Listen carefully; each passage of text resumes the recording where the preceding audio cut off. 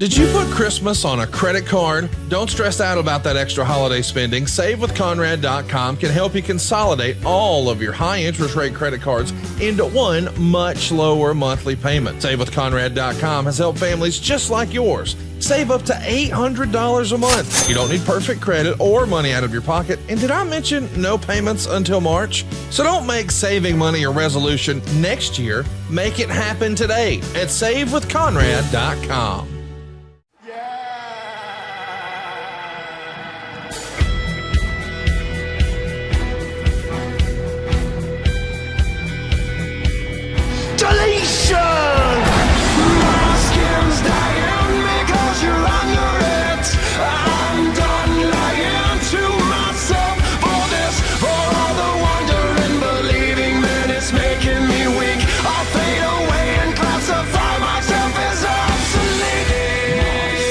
Words are about to be spoken on the Extreme Life of Matt Hardy, presented to you by the ad-free shows and podcast Heat Networks. I'm John Alba. That's the broken one, the woken one, the spoken one himself. Looking mighty snazzy today, Mr. Matt Hardy. Not often we see Big Money Matt come out on this podcast. Oh, you're right. I'm corporate Matt today. I was out doing media rounds. Corporate Matt.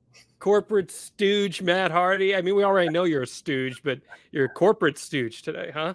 There you have it. Doing all the media rounds today. I came down to Charleston, South Carolina a little early today and hit some TV, hit some radio, promoted the company. Doing my thing. I said to you, like, I took all the bumps in the indies and stuff. Yeah. Now it's time for you to, get up there in front of a teleprompter and read some promos. And go live. You have to be quiet in that studio, man, while they're doing the weather. We were on right after the weather. That's the thing. Nobody cares about you as much as they care about the weather. Right.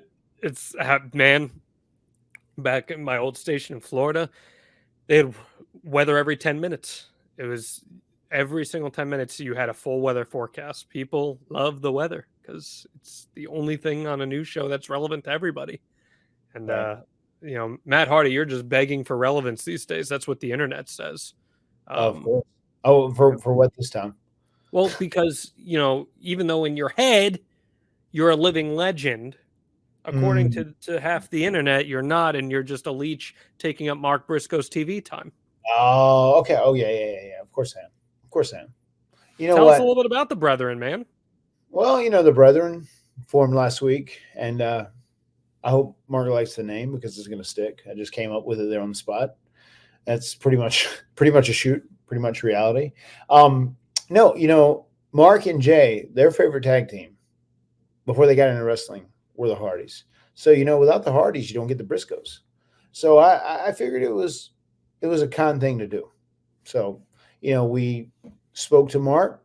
He had a really hard, difficult, challenging time in the Continental Classic. So I thought we could lift his spirits, put him in a 6-man tag with us and, go out there and, maybe we can procure some trios gold down the road. We look great together. And I like Mark. I like Mark a lot as a pro wrestler and as a person. So we are very graciously allowing him to be our trios partner. Well, and the Briscoes, listen, all-time great tag team, right? Yes. But they're not like world renowned in the way that the Hardys are. Well, I mean, I've won wrestling matches on every continent except Antarctica, and I've never been there. If I go to Antarctica, I'll win a match there too. I mean, I've wrestled in so many countries, dozens and dozens and dozens of countries. So I would love to give Mark Briscoe the international superstar experience. You're giving him the rub. Yeah, that's what they call it. A rub. That's what we give. We give lots of people rubs. I have no doubt about that Matt Hardy has given the rub many times over the course of his career. So let me ask you this then. If he's got the whole chicken farm, maybe a visit to the Hardy compound is in store for Mark Briscoe. Yeah. I would definitely. I'd love to bring him to the Hardy compound. Let him walk the compound. Maybe let him do a little landscaping at my place. Give Senior Benjamin a couple weeks off. That'd be good. Well, it's just like that's how he can pay us back. Well, he can see how a living legend spends his money, and he'll maybe be inspired by all those championships he got on the rack over there. It might inspire him to be better and one day be a living legend, much like yourself, Matt. I mean, it will definitely inspire him because myself and Jeff, we are inspirational figures. You know, even if you don't understand why we're inspiring, and we're inspiring you right now because you're talking about me. It's true. I did not know Jeff knew so much about ratings, by the way. Oh, he's a big advocate of ratings right now. You know, especially, you know, when we're advertised in the main slot on a show and it does a great number, the biggest numbers done in months and months and months. You know, Jeff just wants to let people know. Is he like a Brandon Thurston WrestleNomics subscriber? No, he isn't, but he gets sent the numbers from the network. He's got an in. Someone's a big fan. I could see Brother Nero mooching off you on that. Yeah. Just hypothetically. Yeah, I was blown away hearing Jeff talk about that. I'm glad that he really has his finger on the pulse when it comes to demos and ratings. That's certainly he knows Tony Khan's a numbers guy, so he's into the numbers now. Is he reading Cage Match after all your matches? I wouldn't go that far, John.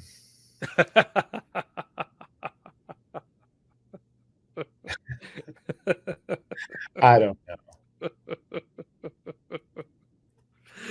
I should get you. I honestly, I should get you to teach me how to do the search in Cage Match to find out when you wrestle matches in specific time periods and opponents and whatnot. It's very easy. You just go into Cage Match. They have the matches tab wherever you look up a person. So you look at Matt Hardy, you click the matches tab, you just put someone's name in or you put a place in. That's it. You can find the exact date. Big Cage Match guy over here. I know Tony Khan's a big Cage Match guy. I'm a big Cage Match guy. In all transparency, I'm not very familiar with Cage Match, but I do know you've dug that up and like said, "Oh, I'm looking here at Cage Match, and you wrestled this guy on this date, and this date, and this date." And it's very impressive because you get to it very quickly. Yeah, Cage Match is the reason why half of the Extreme Life of Matt Hardy episodes have been brought to you in a timely manner. So shout out to the people over at Cage Match for that. Yeah. I mean, listen, man, Cage Match came up because it got into a conversation about Jinder Mahal, and there was a whole bunch of ballyhoo.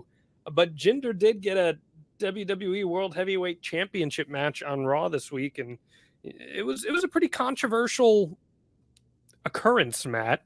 I don't know. Do you have any thoughts on Jinder and the opportunity that he got here?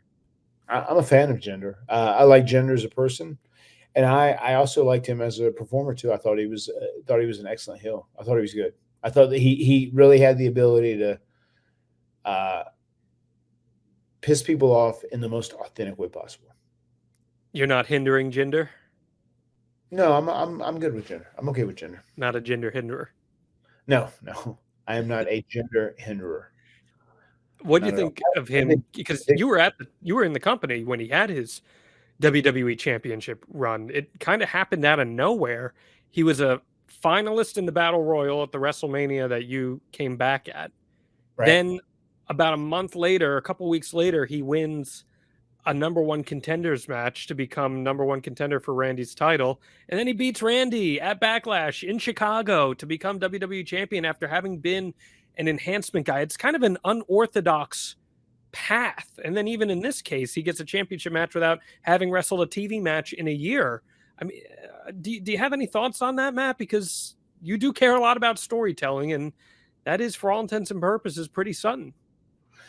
Yeah.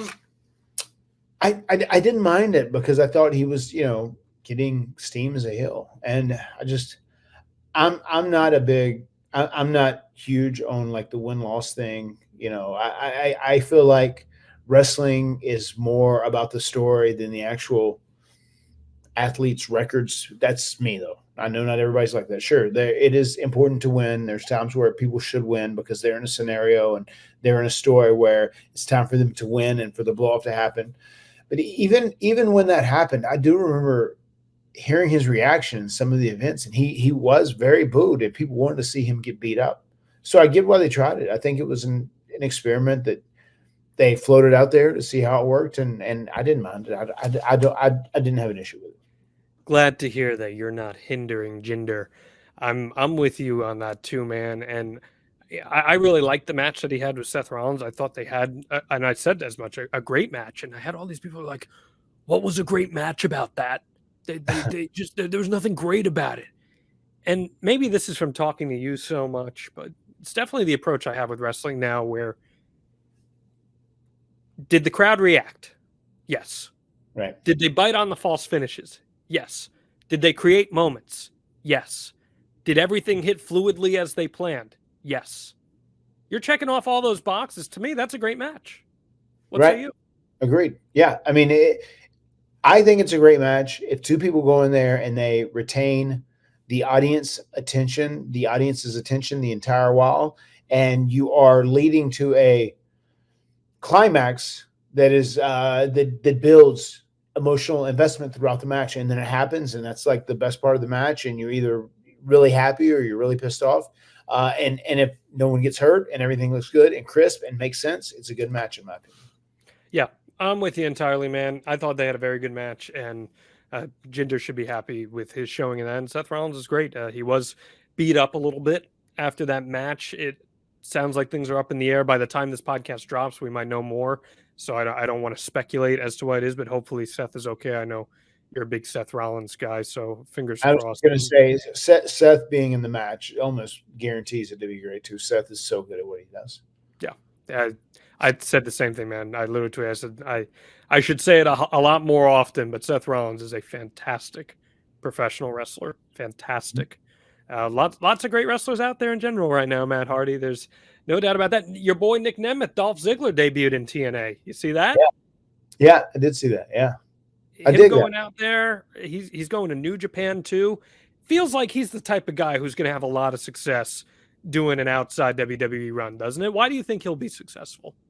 Yeah, I do. I think he'll do well. I mean, first and foremost, he's a guy who's just like an excellent worker. He was very much ahead of the curve in the way people bumped and sold, and he gets that's where his money is in many, many ways. Good looking dude, a nice dude that I like a lot. I saw him at a Comic-Con that I did just a while back, and that was like the first time he's done a Comic-Con, and it's the first time he's ever been out of the WWE system in many, many years, and it'd been 20 years or whatever. So he's going to do well, and I'm so cool. I think it's so cool that he actually showed up at Wrestle Kingdom for New Japan. He showed up at TNA, and he's like just kind of, you never know where he can show up. I think that's one of the greatest gifts you can give wrestling fans, and I also think that's how you get yourself hot too. So I think he's playing it smart. Yeah, comes on the most wanted man in wrestling. So we'll see how he does. Matt, we got a really interesting topic this week. We're going to talk about NXT, and I'm not talking today's NXT. I'm talking about season 1 NXT, in which you were a pro on. And we're going to have special guest Justin Gabriel, P.J. Black, in just a little bit. But before we can get to any of that, you know what I got to ask for. Please hit us with that Matt Fact. Matt Fact: Matt enjoys eating in hotel beds. Oh, okay. Eating anything in particular? No, just to be able to sit in the bed and watch TV and eat. It's a luxury, John. Something you can't do at home. I was just going to ask, there's no way that's flying. Yeah, that wouldn't fly at home. That wouldn't fly at home for sure. But I love doing it. There's nothing more peaceful than being in the room all by yourself. You get you've worked hard all day, and you get a good, healthy, yummy meal, and you just sit in the bed and you eat it, and you watch TV. And if you spill some shit, no big deal. You're in a hotel. That's why I pay them the big bucks. Yes. That's so funny. We were on the same page there. There's no way that's flying at House Hardy, right, from yourself or the children. That is most definite. I can only imagine how that one. The kids can't even take food into their bedroom. Yeah, they can't take food into their bedroom. No, they're bad. You know what? Teach those good habits and manners early age, and it'll stick with them, hopefully, throughout the rest of their lives. Hopefully. Oh boy! Except when you got to bring those cookies, then everything goes out the door. Yeah, ho ho from the sky. No ho-hos allowed on the Extreme Life of Matt Hardy. All right, Matt, let's talk NXT. Today we know NXT to be this great developmental brand for WWE, and it's helping build the stars of tomorrow. But back in the year 2010, 14 years ago now, NXT was very different. It was essentially a reality show based in the pro wrestling world, where there were several rookies who were mostly FCW superstars that were paired with legends and veterans like yourself. It was a really unique concept. When do you first remember hearing about the idea for NXT? I want to say I first heard about the idea when I was approached about being a pro and having a rookie, sit underneath my learning tree, so to say. Would I be interested in doing that? Because I was one of the guys they thought would be good in that role. That's really when I remember hearing about this concept, the game show concept in theory, and them coming up to TV. I got to tell you this too. One thing I always think about, speaking of pros, is that picture that gets circulated so much about like guys that went to AEW and like they're sitting in the order. Do you know what I'm talking about? Because it's Jericho, and then it was me. Yep. And then Christian, and then Punk, and then I want to say there was Regal. Yep. Yeah, I mean that's as far as we got. But what are the odds? I mean that's so wild. Whenever someone says NXT now, I almost think about that picture because that is just so crazy. What are the odds? The other pros were Chris Jericho, R-Truth, Christian, CM Punk, William Regal, The Miz, and Carlito. And the rookies were Wade Barrett, David Otunga, Justin Gabriel, Heath Slater, Darren Young, Skip Sheffield, Daniel Bryan, Brian Danielson, and Michael Tarver. You, of course, are paired with Justin Gabriel. But, I mean, when you go through that list of guys, what stands out about it to you? It's funny to see where like all those rookies have gone on and what they're doing now. You know what I mean? Because you got Ryback out of that. Ryback was very hot for a while when he was doing stuff in WWE. It's cool how Darren Young, like ended up finding a place for himself in New Japan, doing that stuff.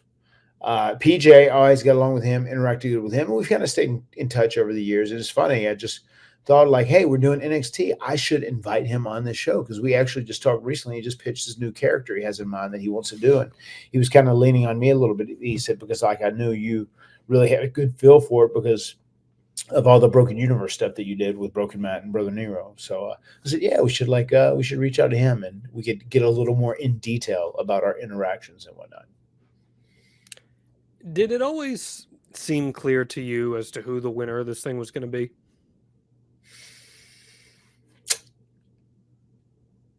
I don't know. I'll tell you what.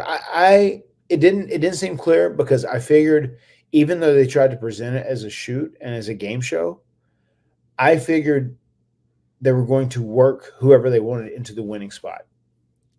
So I mean, they really tried to pass it off as like, oh, this is legit and it's a contest and like whoever does the best, they'll be the person who wins and this, that, and the other thing. But once again, just it's so like an office, a pro wrestling office to kind of like float one thing out there and tell you this is kind of the narrative that they're going with, and then like do a swerve the last second and then like try and work someone into that spot to keep everyone guessing or keep everyone fooled. And I feel like this probably, I thought they were going to throw a curveball in this NXT thing. And well, I say that because like I went through that list just now, and for as amazing as Brian Danielson was, you knew there was no way he was winning in Vince McMahon's reality show competition. There was no way that was going to happen. And Wade Barrett, with how he was presented, he's this massive foreign heel who has an amazing look. He's got good chops, good worker. Like he just fits the picture of everything that a guy like Vince McMahon would want, no? I mean, he does. Kind of crazy he didn't get even bigger than I always figured Wade Barrett would be destined for stardom, and it was pretty surprising to see that he never became champion ultimately in WWE. But it is a who's who of talent. I mean, I know you love Heath Slater, and as we said here, man, Darren Young, Fred Ross has done a great job. Skip Sheffield became Ryback. David Otunga married Jennifer Hudson for a period of time. I mean, there's talent here, man, and it's a different format. How'd you like the idea of getting a chance to actually coach here and be a pro? It was fun. It was a fun environment, and they really did. I think they tried to smarten up the pros a little more than they did the rookies. But still, we were kind of making a lot of stuff up on the fly too. There were a lot of things we weren't clued in on. It's so funny that Miz was paired with Daniel Bryan, isn't it? Yeah. What a great pairing. Almost feels like a rib Yeah. on what Vince would have thought about Daniel Bryan at the time. Like, oh, you're the wrestler. Let's put you with the charismatic, entertaining guy. Yeah. See if he pushes his buttons on that. What do you remember about the dynamic of the other pros and their rookies? Did you ever witness any interactions between them? Jericho was really good. Jericho was really good with his guy, with Wade Barrett. I'll go through them again. It was Wade Barrett with Jericho, Otunga with R-Truth, Heath Slater with Christian, Darren Young with Punk, Ryback with William Regal, Bryan with Miz, and Carlito with Michael Tarver. Obviously, Bryan and Miz. That's a great combo. They're very good together. And R-Truth is hilarious, as it is anyway. The stuff he's been doing recently with Judgment Day is so good. But Truth has been a hilarious dude since day one. So his stuff was pretty funny too. A lot of the stuff with David Otunga. I dug it though.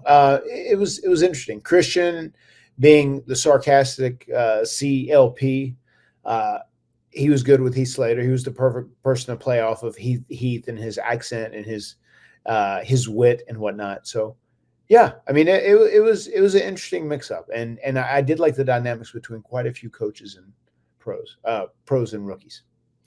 Well, let's not waste any more time, Matt. Let's bring in our special guest. Maravilloso. We got to work on that accent there, buddy. And you know what? I got a way that I can help you do so. Because that's with our newest partners over at Babbel. We are teaming up with them in 2024 on the Extreme Life of Matt Hardy. The best way, Matt, to learn a language, in my opinion, is by completely immersing yourself. Now, you could do that by watching unlimited Razor Ramon vignettes, I suppose.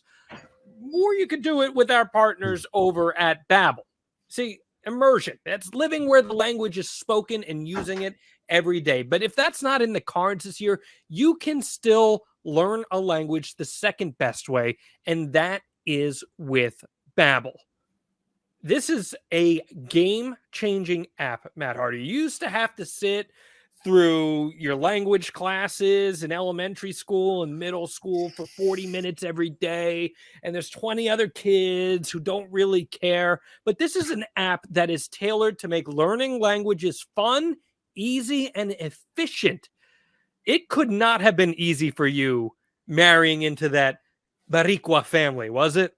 No, not at all. I mean, and Babbel is the perfect thing for a Hibero like me to actually pick up some Spanish and even some Puerto Rican slang, you know.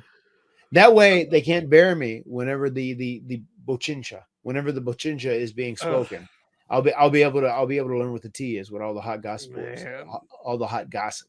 Man, we're going to help you out here. Be a better you in 2024 with Babbel, the science-backed language learning app that actually works. Don't pay hundreds of dollars for private tutors or waste hours on apps that don't really help you speak the language. Babbel's quick 10-minute lessons are designed by over 150 language experts to help you start speaking a new language in as little as 3 weeks. It's designed by real people for real conversations, and Babbel's tips and tools are approachable, accessible, rooted in real-life situations, and delivered with conversation-based teaching so you're ready to practice what you've learned in the real world. And this is great for me, Matt. I actually downloaded the app just the other day because I don't know if you even knew this about me.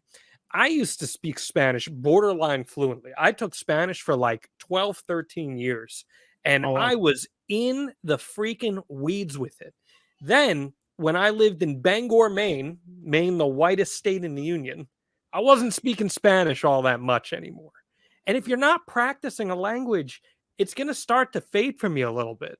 And I decided that 2024 was going to be the year where I re-engaged in learning Espanol and getting it back into my vernacular. And I started with the app, and legitimately, the first lesson that I had, it was like 12 minutes long, and instantly it started to come right back to me. And I'm so grateful that it did, because it just, it's learning another language, Matt. It's like an invaluable tool, isn't it? It really is, yes. And once again, I'd like to work on my French a little bit too. Comment allez-vous, John? Yeah, work on Spanish, French. I might double dip. I might learn two at one time. I mean, how you feel about that? You certainly could. I think Babbel will help you do that. But what I love too, there's different. So with the app, there's these different settings that you can use in like different tools that allow you to not just learn the language, but also to fix your pronunciation in the process and your dialect. And I think for you, Mr. Southern boy, that might be a little helpful for you. So you're not saying, can you give me the queso or anything like that? You know what I'm saying here? Yeah. I have a little twang, man. So you're not saying anything that would be offensive to your wife with that Southern drawl. That's what I'm trying to get across here, Matt. It's called speech recognition technology, and it helps you improve your pronunciation and accent. You can request the host to record their interaction with speech recognition technology, and then all of a sudden you're going to hear it back, and it's going to be fixed. It's going to be great. It's going to help you out, Matt Hardy, and it's going to help out all of our listeners here if you just give Babbel a shot. Here's a special limited time deal for our listeners. Right now, get 55% off your Babbel subscription, but only for our listeners at the Extreme Life of Matt Hardy at Babbel.com/Hardy. Get 55% off at Babbel.com/Hardy. That's spelled BABBEL.com/Hardy, HARDY. Rules and restrictions apply. Matt, I'm holding you to this, my friend. We're going to do this together, and we're going to get better at speaking the language of love, aren't we? Yes, we are. Okay. I'm holding you to it. It's a deal. Babbel.com/Hardy. A deal's a deal. I am very happy to introduce to each and every one of you right now, Dr. Black, P.J. Black, the guy who was my student, and I was his coach in NXT. I give you the Darewolf, P.J. Black. Yeah. What's going on, man? Not a whole lot. Thank you guys for having me. We really appreciate you hopping on the Extreme Life with us. Of course, Dr. Black, formerly known as Justin Gabriel, he was Matt's mentee on NXT Season 1. And it's kind of a little spontaneous reunion, Matt. You and I were talking about doing this episode, and you said right away, you're like, man, what if we could get him on the show and tell some stories? Yeah. Let's talk about this experience of you guys getting a chance to work together. Had you guys ever met before you were actually paired together, PJ? No, that was the first time we've actually met. I remember we speaking on the phone once before, and Matt was asking everybody down in developmental if they knew who I was and what I was capable of, and they described me as a young AJ, which he found very amusing, and he was very excited. That's what I heard. I don't know if they were lying to me or not, but. I don't know. I don't. That might be fabricated. That might be Matt fiction. Well, I mean, Matt, what was your first impression of him? Because he's coming out of it, and this is totally different days of developmental, right? Like FCW is a completely different monster than what we know. It's a 180 from where it is now. Right, exactly. So, what do you remember your first impression of him being? I was very impressed. He was a great athlete. And I got to know him good. Like, we became friends during this time as well. And it's so funny. I mean, it's been, God, that was in 2010, right? When this went down, or did it start in 2009? When did it start? 2010. 2010. I mean, 2010. That's, last time I saw him, which was last year sometime in 2023, 13 years later, still, he says, "Hey, what's up, coach?" What's up, coach? I love that. That's our, that's our interactions whenever we do it. There's certain things that people do every single time. Like, if I see Edge or Christian, I haven't seen them in a while. It starts off with yeah. How my dad would call our dogs. Anytime I would see PJ, it's like, "What's up, coach?" And I played that video game with you, right, at the con, as you were bringing one person over to a time so you could massacre them and embarrass them and then send them off again into shame. Yeah, it's kind of like one of my side hustles I've been doing. I've been running these video game tournaments where I have wrestling. It's kind of like a meet and greet on steroids, because you go to a meet and greet, you get to shake the hand, take the photo. Now you get to partake, right? So I sell packages where you can get your own entrance music, and Hoovie's always the DJ, so it's like a full-on experience. You get to play the video game, and it's a whole tournament. You can win the championship in the end. It's kind of like fun, it's like a fun experience. Very cool. what a character Hoovy is. Hoovy's tremendous. Just too funny. Oh, He's so true.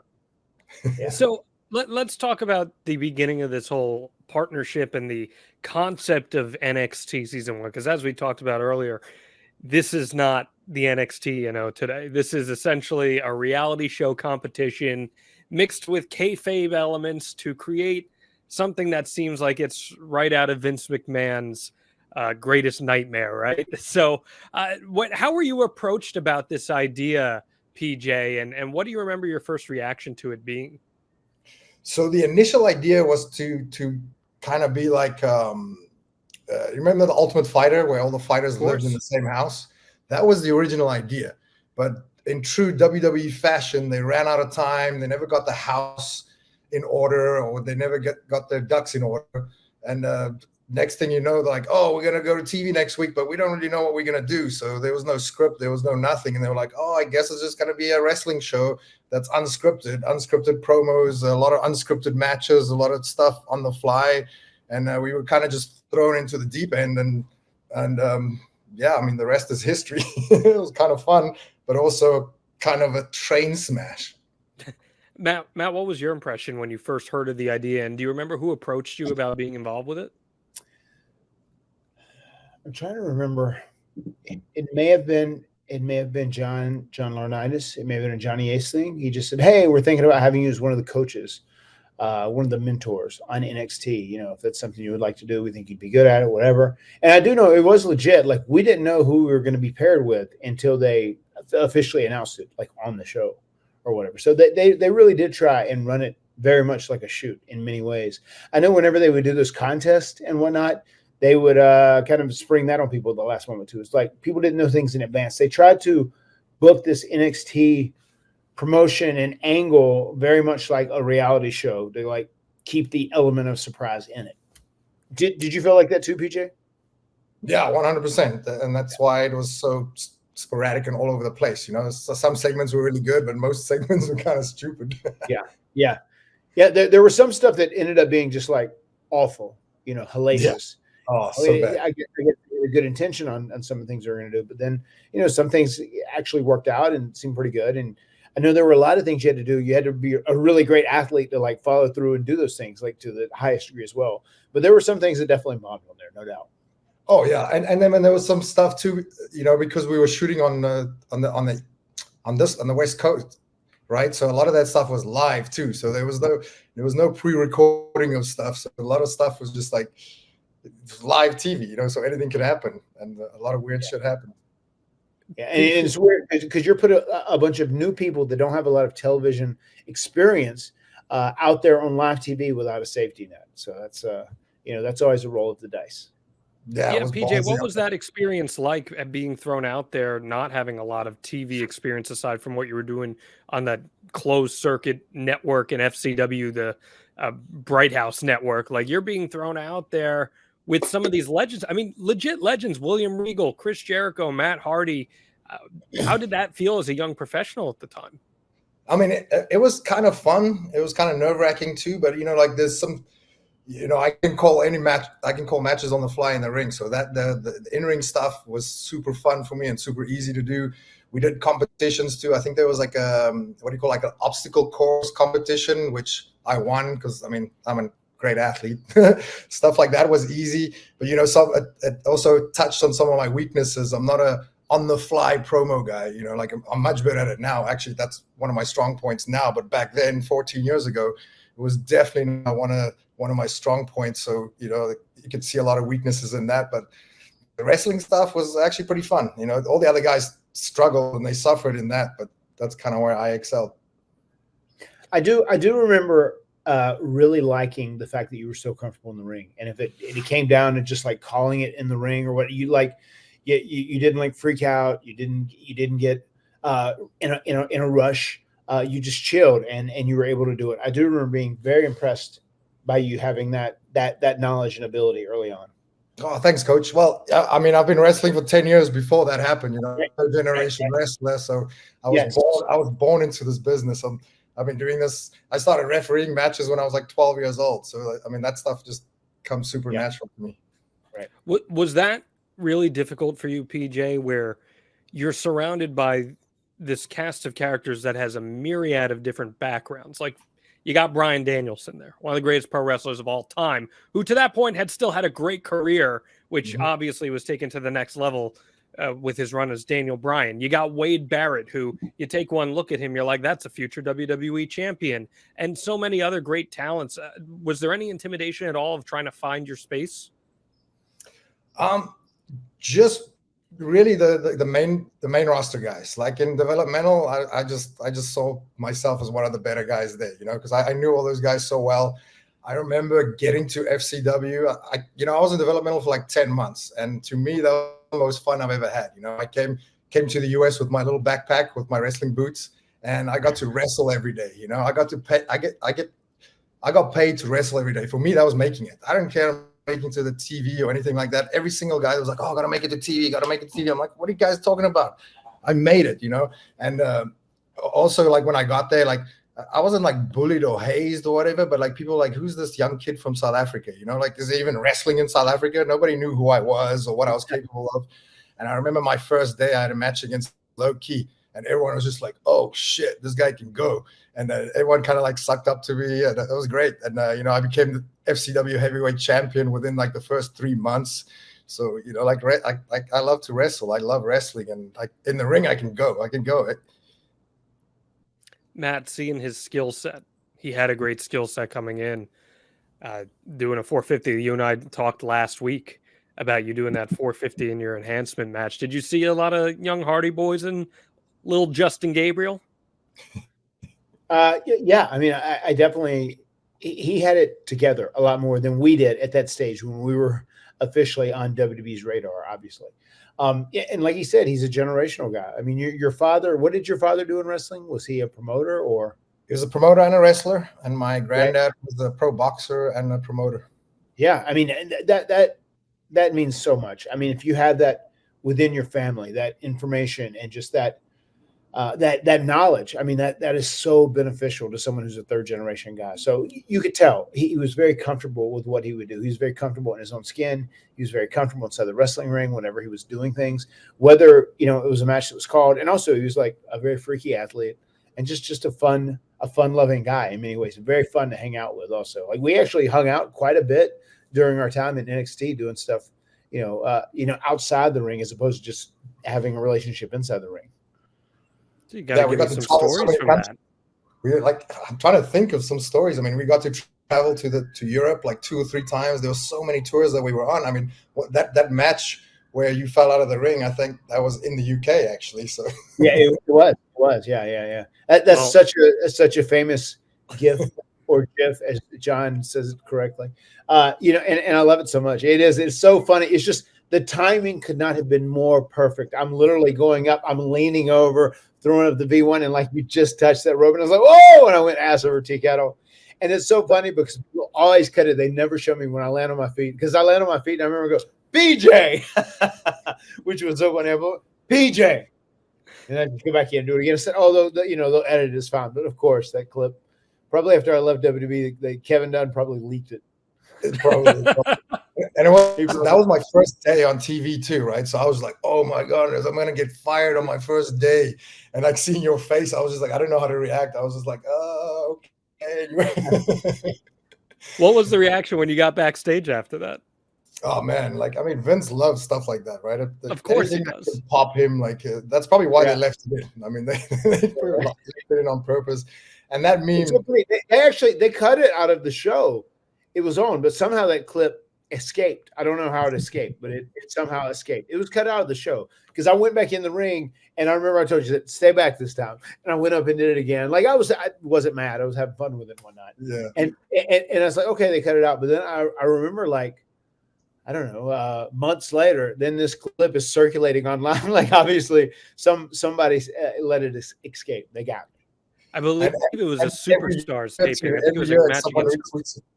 Sorry. I think it was a match against Carlito that you had, and PJ was your corner man. And yeah, it did get out. So someone had to have leaked that through to some private YouTube channels that ended up getting out to the public there. Did Vince say anything to you about it, Matt? I I want to say he was just like doing his cackle. He's like, that was funny shit, pal. You know, that's kind of what his mentality was. You could have been Titus World Slide. I could have been, yeah. I could have been, you know, it would have been something of falling. the downfall, Matt Hardy downfall. The rise and fall of Matt Hardy. I love it. Yeah, the rise and fall. I mean, it was all my fault. I felt so stupid too because I've seen thousands of his matches. I knew exactly what he was going to do for his entrance. I was like, how can I add to this entrance? And as soon as I go like that step, I was like, oh. You added to the entrance, no doubt. You definitely added to the entrance. You added the wrong reasons. You got to run through it in pre-production, man. Pre-production is production. That's how you end up getting out with the best product. PJ, take me through what these taping days looked like for NXT, because you guys both just said there was so much unscripted about it, which is very abnormal for pro wrestling. Obviously, we know the match you're going in there. You know who's going to win. It's still like any other wrestling match. But there were all these elements at play that you guys did not know about. So what did those days look like when you get to TV? That's the thing. Like, nobody told us anything. We kind of just hung around. We're like, okay, so what are we doing? And they're like, oh, well, we'll tell you guys later. And, you know, I'm like, well, it's like an hour to showtime. Can you at least tell me what matches I have? Like, and they're like, oh, we'll come get you. And, you know, we weren't even allowed in the locker room at this stage. So we couldn't even, like, pick people's brains. We were dressing in broom closets at the time. So we were just kind of, like, hanging out till someone came to collect us. Like, I was in my gear. I was just ready all day. They had you guys kind of dressing almost like enhancement guys, right? Extra guys. You were just dressing in a spare room they could dig up. Right, to live like the rookie lifestyle, because we were rookies, right? We were booked as rookies, so we were treated as such. Right. How'd you feel about that? I mean, it was kind of weird, but I was like, oh, this is just temporary. Who knows how long the show is going to go, you know?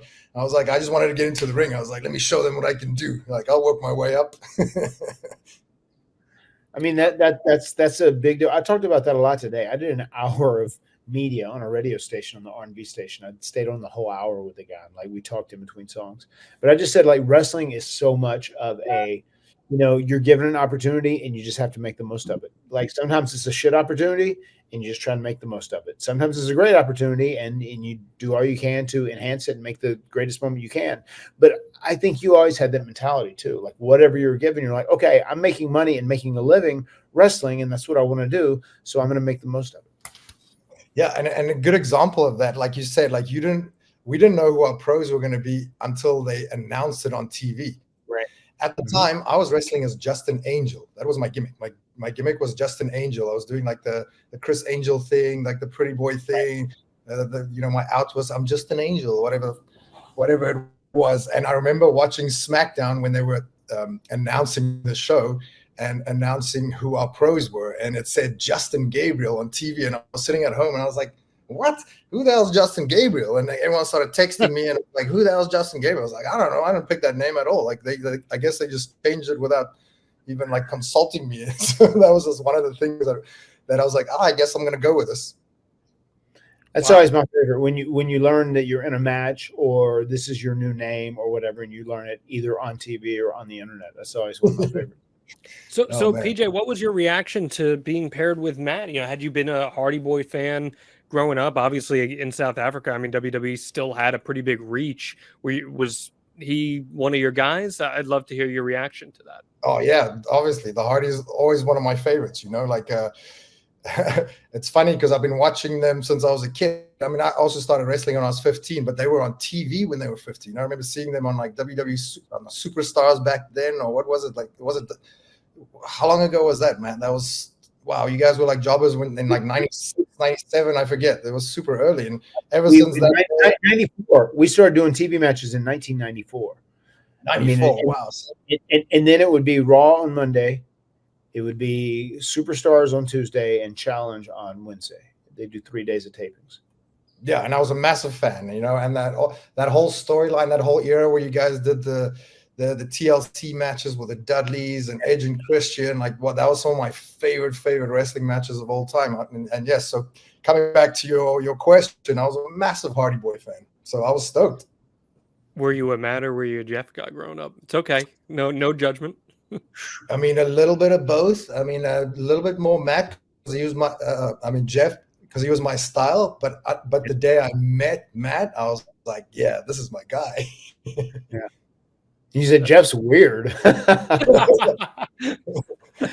Oh man, he's a bit of a rock star. He's this. Well, we call him the stunt man here, PJ, and I know that you have an affinity for that yourself in some of the things that you've done throughout the course of your career. So I think there's a little bit of a mix between the two within your own style. So going through the show itself, having to combine in-ring wrestling with these ridiculous segments. I mean, they're having all these different types of competitions. Like you said, there was an obstacle course to go along with it that you actually ended up winning, which worked out for you. But there was other ones. I'm pulling them up right now. There was a keg carrying challenge, a talking challenge, a Rock'em Sock'em Rookies challenge, a Seal the Deal challenge. I mean, some of this stuff sounds like it was concocted in a writer's room an hour before things went to air. So how did that force you to get out of your comfort zone?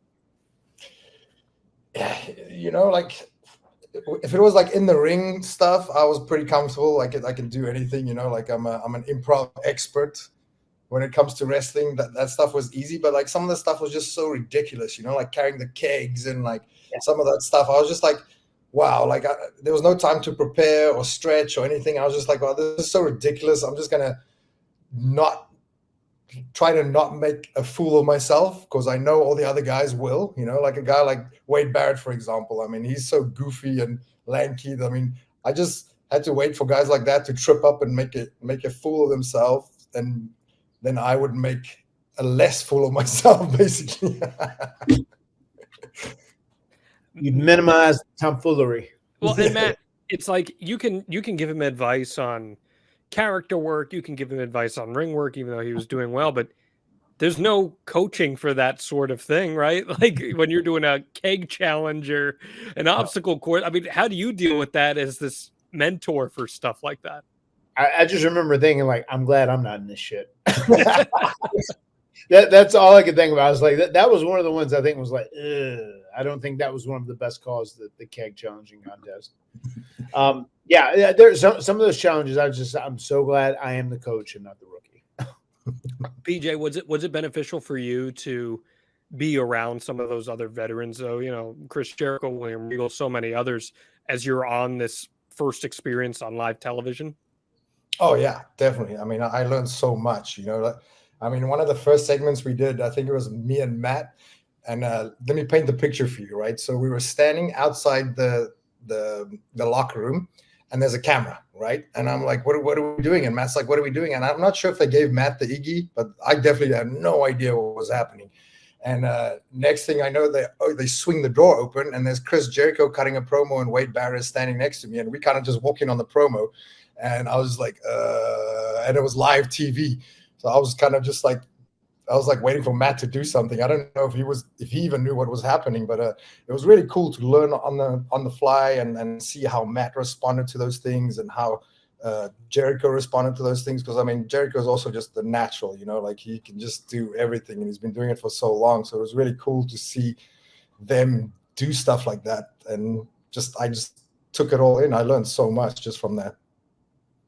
To the best of my recollection, the only thing they had buzzed me on, they said someone is going to appear, and that's going to be who your opponents are. Because we had a match with them, right?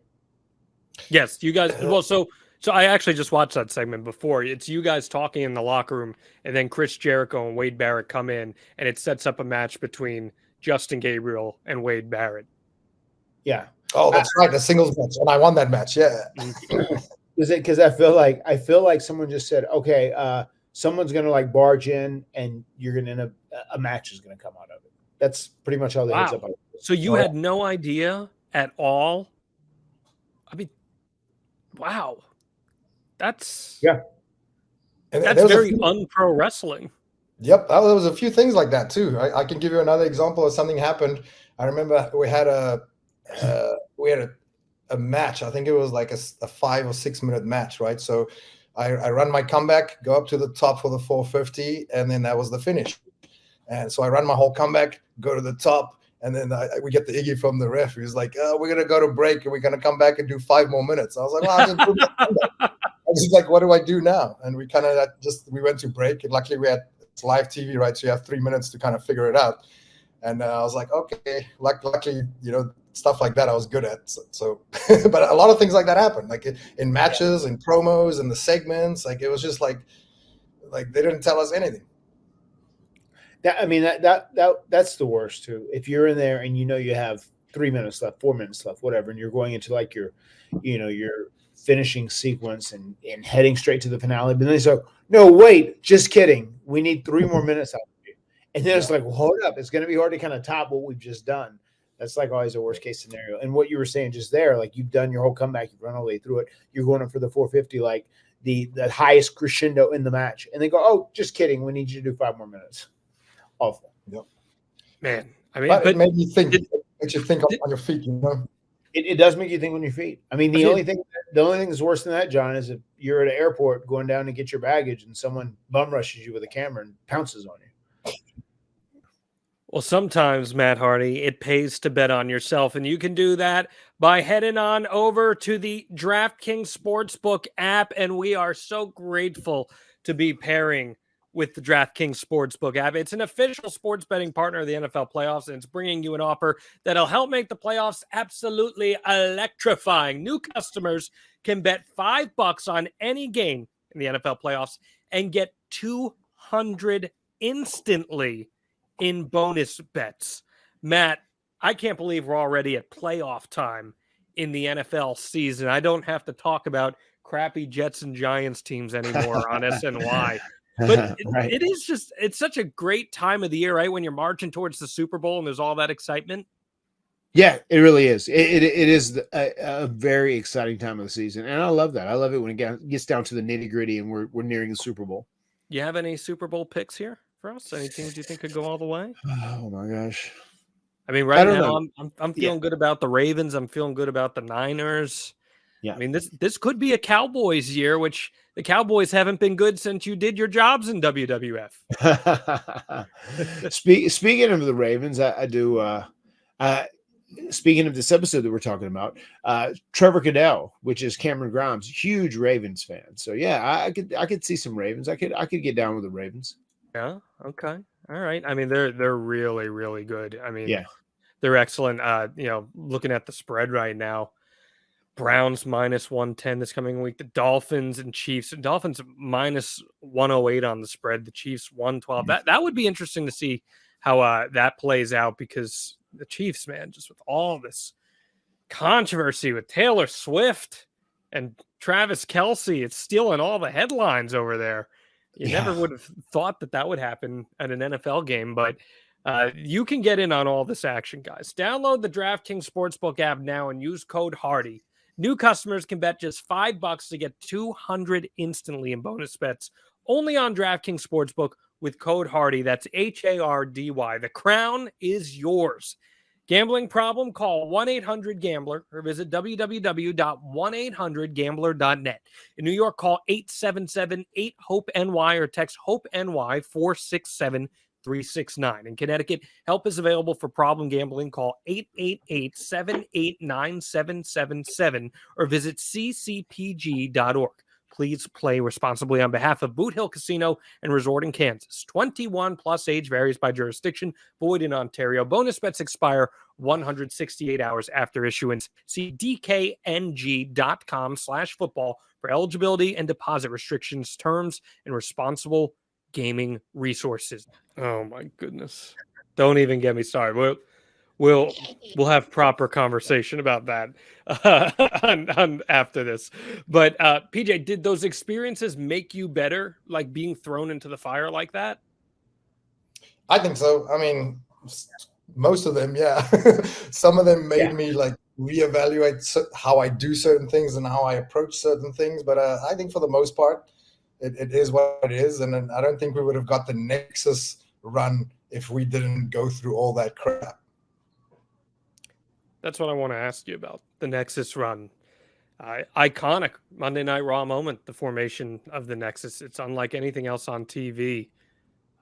Can you take us through that night and what that experience was like, finding out that these guys you had been paired with for 15 episodes of NXT were going to be this super group and debuting by beating up John Cena and destroying the set? Yeah, so I remember that was in Miami, and we all lived in the developmental was in Tampa at the time, right? So we NXT was officially finished, so we're like, oh, what do we do now? Do we just go back to developmental and like carry on with lives? And then they called us to TV again, gave us no direction to anything, and we're like, oh man, what are we gonna do? And then Vince calls us into the office, and he laid out this plan. He's like, this is what we're gonna do. And in wrestling, everything is recycled, right? Everything is what's old is new and what's new is old. So you can always go back in time and look at a storyline or a match or whatever and borrow elements from there and kind of like make up the story as you go along. But there was nothing really, like the way Vince explained this, there was nothing I can picture or I can go back and for reference and look at like how we're going to do this thing. He's like, yeah, just destroy everything. I'll pay for it. And we were like, what? And so we kind of just went out there and that's what happened. And just thank goodness it turned out okay. And and that's what people can remember. Everyone remembers that day for sure. It did. That was a very impactful moment. I remember it well. Yeah. I was just really stoked they let me do the exclamation, the 450, and I really took my time and I got that beauty shot too. And when we got to the back, like Vince really liked that. He's like, yeah, I kept doing more of that. And that's kind of how that evolved. And then that was kind of cool.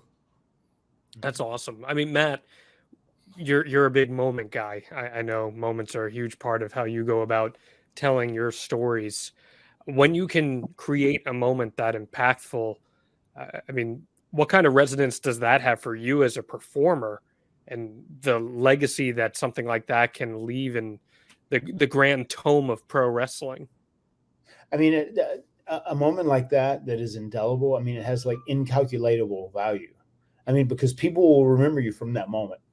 One thing I say all the time is like, people don't necessarily remember the moves. I mean, there's going to be some moves that are so breathtaking or either go bad, whatever, that people are going to remember. But I mean, in general, what people remember more than anything else are moments. And I always say, moments over moves. And like having a moment like that Nexus thing was just such an amazing deal, because you had these guys who were portrayed as rookies, right? Guys who were just starting. They're not really anything important, whatever. And then you have that one moment and they do that thing. They beat down John Cena. They destroy everything in sight. And it's just like you kind of made people that night, in terms of the group. You made them that night. And it was a force to be reckoned with on TV for a while.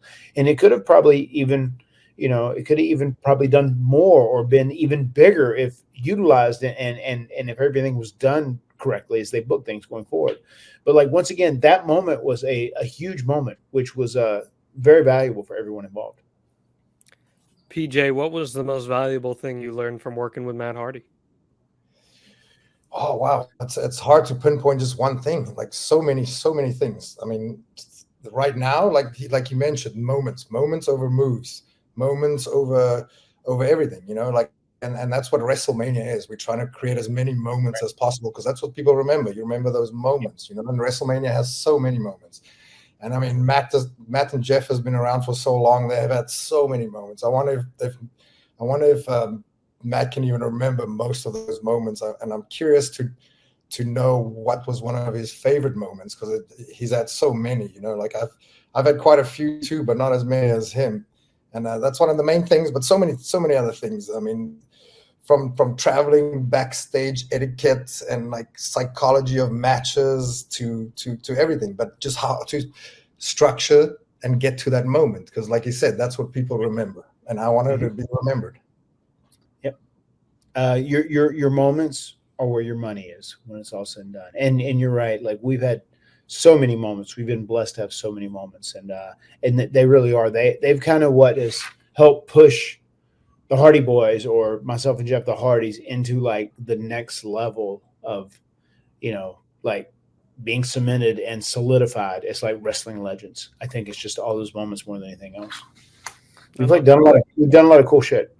I love that. I love that so much. And PJ, I mean, you've had a great career in your own right. And I know right now you were telling me off air too, like you want to pay it forward, and you really want to build pro wrestling, in your own institution in South Africa. What can you tell us about that? So here's something that many people don't know. South Africa is the third biggest wrestling market in the world. I didn't know this either, right? I knew it was big back home, but I didn't know it was the third biggest market in the world. So my partner and one of my best friends who I met in wrestling school when I was like 15 years old, he works in media and he works for the television company. So he sees all the numbers, and he told me about this. So we were like, you know what? My dad died in 99. And so we were like, you know what, my dad ran one of the biggest promotions in Africa for a long time, and it has nostalgic properties, right? So we're going to bring back the company because everyone will remember the name. And, you know, like I'm a junior. That's what PJ stands for. I'm a junior. So everyone will think like it's my dad's company again, or maybe they'll know it's me running it. So I'm trying to bring that back. I've been working on a few things. I'm actually going out there for a couple of months in the next month when I get back from Poland. We've got a couple of meetings with some of the TV organizers. What I want to do is I want to run it like the old school territories. Matt, I remember when the like how they ran the territories, right? I want to get someone, because South Africa is a long flight. You can't just go there for like a weekend or a week, right? I want to get someone to come in for like 6 months, you know, and then train my guys. We'll shoot the't. What I want to do is I want to shoot it like Lucha Underground, so it's going to be very cinematic, but not so much action. I mean, it's going to have action, but I want to shoot it more like satire, not comedy wrestling, but like fun stuff, you know. That's what people there are into. They love the athletic stuff, but they like the fun stuff, you know, like you know, there's so much we can do. We've got so many unique characters, and then I can get some of the guys from here or from Europe or whatever to come over there. We'll shoot like a whole season, have the guys there, train my guys up like in the territories back in the day, and then, you know, like see if I can run it like that. I mean, that's something I've been working on. I've been planning it for a long time, and like every time we get close, stuff happens, like the pandemic, and then so I've been working on it for quite a while. So hopefully in the next year or two, I can pull that off. Actually, it's great, man. That's a huge goal, and I love to hear it, man. That I hope that works for you. Speaking Matt Hardy's language there, man. Whatever I put my head to, I can do it. You know, I mean, I was trying to get back on TV for a little while, get back to WWE or on AEW, because it'll just make my life so much easier. Sure. If I'm on, it'll make those meetings. I mean, you know what that's like. Those meetings, it'll just make it so much easier, you know, because like I had a meeting at the TV studio over there, and it's massive. Like there's a wrestling channel that has like TNA on, and ROH and All Japan, like Noah. It has like AEW, it has SmackDown Raw. It has all the stuff on this one channel.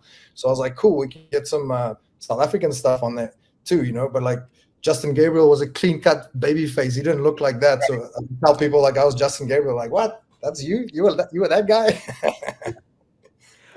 So I was just going to ask that. So that is a career goal of yours still, to return to WWE or go have an AEW run or something akin to that? Why is that so important to you beyond what you just explained for your own business purposes?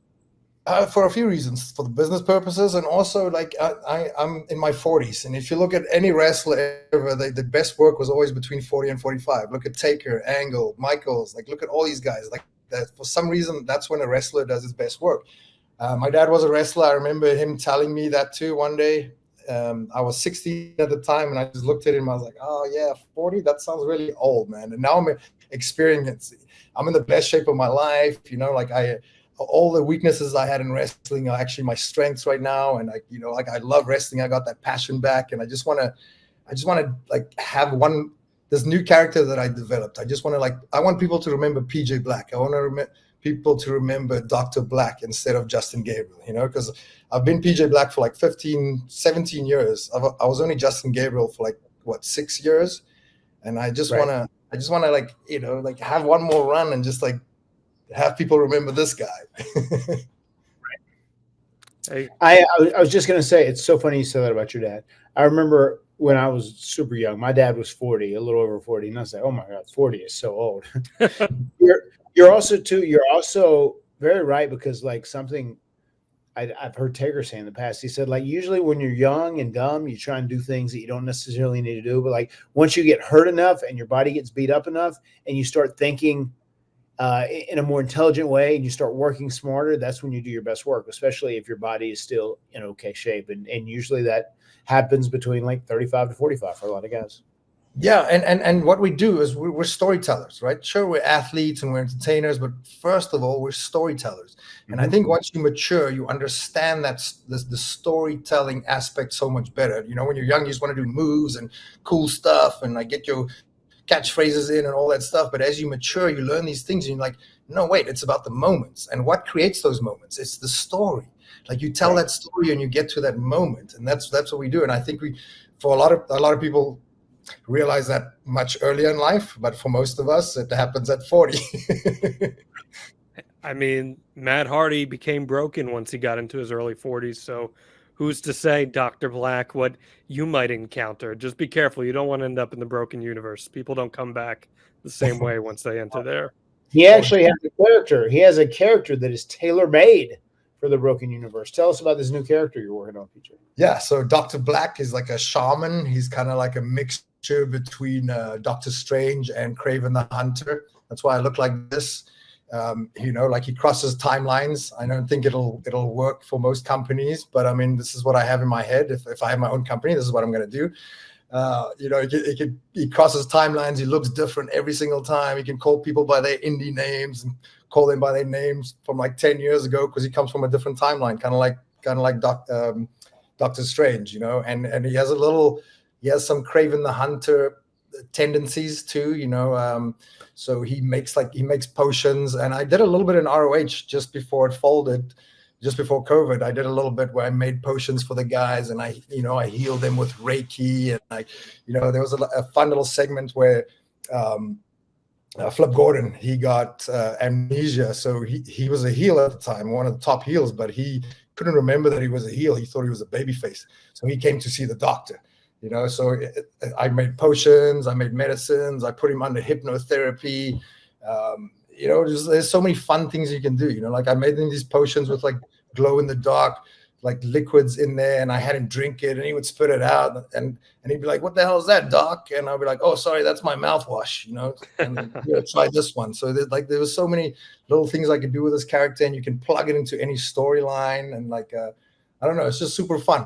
You know, like wrestling has these eras. You know, we had the reality era, we have like the attitude era, and I think now people like the characters, like the over the top characters. You know, like the Bray Wyatt. It's kind of like a mystical, enigmatic character. You know, people love stuff like that now. You know, because people know what wrestling is, and you want to be entertained. You don't want to see the guy with the Justin Gabriel name that's just like in the black trunks. You want to see the character. You want to see the fun stuff. It's like, you know, you go to the movies, you watch these Marvel characters and these DC characters. That's what you want to see. You want to see the superheroes, the character, the fun stuff. That's what I think. I don't know. So that's why I want to bring this character to life. Yeah, I mean, I feel you. I'm the guy that did Broken Matt Hardy. Exactly. And there's a lot of stuff I can borrow from that too. And like that whole era that you guys did, there's some great stuff there that this character can like plug into, and we can actually use some of that stuff.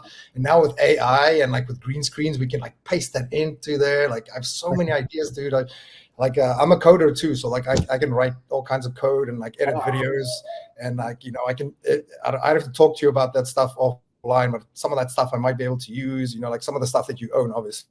And then maybe I can get you to South Africa for a year or two. I don't know. That'd be great. I don't know what your contract status is, but something to talk about. I'd have to bring my kids.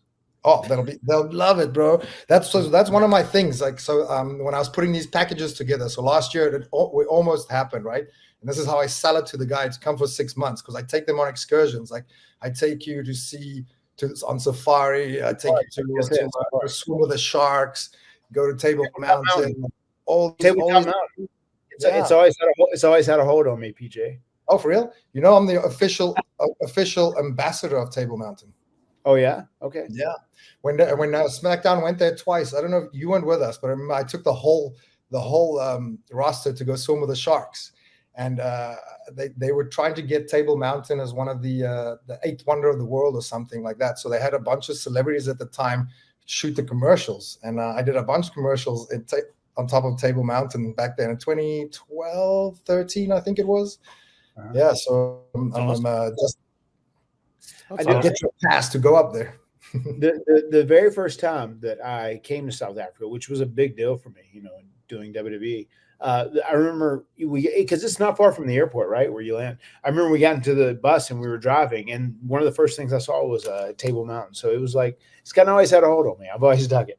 I always mark out for it whenever I would see it. You'd have to go from living in the forest to living in a safari. I don't know how that would go over in some house Hardy, but but it could work for some people. When my kids get a little older, PJ, I'm going to bring them there and have them work for you. You know, I'm going to be Matt Von Erich. You know what I mean? I'm going to push my kids out. Have them work the territories, brother. I love that. Yeah, deal. Let's do that. I love that. I should be pretty big. You know what? We talked about that. Me and JB did one time. After we had finished, we'd left Impact and we were going back. He said, you know what? I think we could do something down the road. Like, you know, you're broken Matt Hardy, but maybe now your vessel is too old to do it. And if the kids are older, you start really pushing the kids into it. And like, you're wanting them to do stuff. And like, they're going to be all the champions and whatever else. He said, it could be some entertaining content with broken Matt, you know, playing the role of Matt Von Erich. Oh man, there's so much stuff we can do there. There's so much stuff. And the stuff plugs into my character and the stuff I want to do too. So I'm actually excited about the future. That's awesome, man. And we're really grateful that you came on to chat about this very fun time in both of your careers. PJ, where can people find your stuff? Instagram, PJ450. I'm pretty active on there. Twitter, it's Darewolf333. I don't post too much on there, but I need to set that back up again. Also, I haven't done anything on my YouTube channel in forever. So I think Instagram's the best spot, PJ450. Fantastic. Matt, anything else you want to say to PJ here? I do want to say one thing and jog up a memory. We're talking about stories we're doing, you know, like outside of the business on the outside. Without naming any names, PJ, we won't. But do you remember the time that we went with two girls, almost like on a double date when we were hanging out? And I can't even remember where we went. Do you know what I'm talking about? I do. I'm trying to think where that was. Where did we go? It was a very weird circumstance. It was very weird. There was a lot of weird circumstances with you, Matt. There was a lot of fun. We're trekking into dangerous territory here, man. Oh, I mean, it was all very innocent, though. Was that in Baltimore or was that overseas? Because I mean, there were instances in both those places, but I'm trying to think which one you're thinking of. That was single Matt, John. That was single Matt. It's true. I'm well aware of that.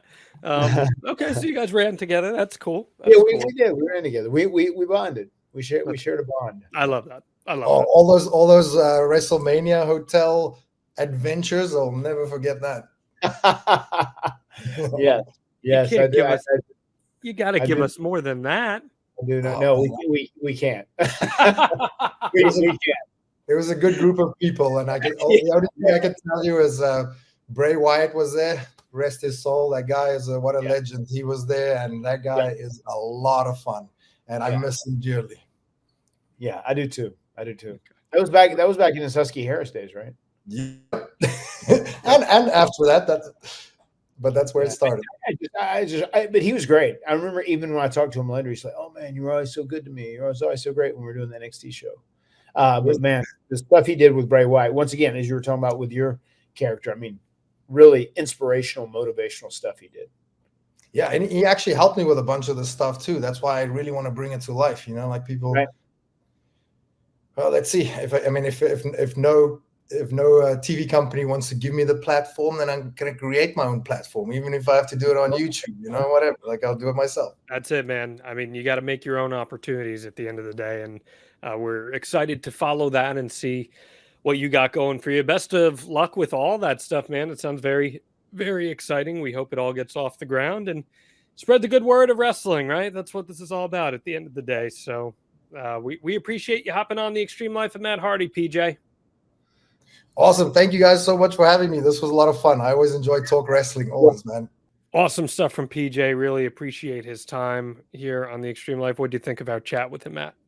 It was fun. That's the longest chat I've had with him in a long while. So I'm glad he was able to come on here. It's just so funny. Just a couple weeks ago, he had reached out and texted me and just asked if I had a moment to talk. And he wanted to run a couple things by me and tell me all about the new character that he's doing. And that was fun. That was fun to bring him on here. And a good change of pace for the Extreme Life of Matt Hardy. I think people are going to enjoy it. It's because he respects the living legend. And he knows he knows that with your rub, because you love giving that rub. I love that rub. Good job with that rub. That rub makes things happen. That it certainly does. It certainly does. It'll make things happen for him. Best wishes to him. Good luck to all that. I do want to piggyback, though, real quick before we wrap on what you brought up, because I tweeted about it at this interview that I saw of yours. You didn't even tell me about this. I found it online of you being bombarded at the airport, TMZ style, paparazzi style, where you just looked exhausted. I felt so bad. And I said, man, like, don't be that guy. Like the autographs at the airport are bad enough. The pictures are bad enough, but trying to conduct a paparazzi style interview while someone is clearly exhausted and traveling all day, don't be that person. I mean, I don't know what you have to say to this, but yeah. Yes. I think I mentally blocked it. I mentally deleted it from my mind just after it happened. That's probably why I didn't even say anything about it. But it is, there's nothing worse, especially if you've been traveling. It was a long trip. I got in, I was tired. I have kids, like Heath Slater. I have kids. And I just remember, like, I'm walking to my baggage claim to the carousel. I can see it. It's like number 4 or whatever, just 2 away. And I go around this pole and then out, hey, Matt, what's going on? And, like the camera's right here, right from the jump.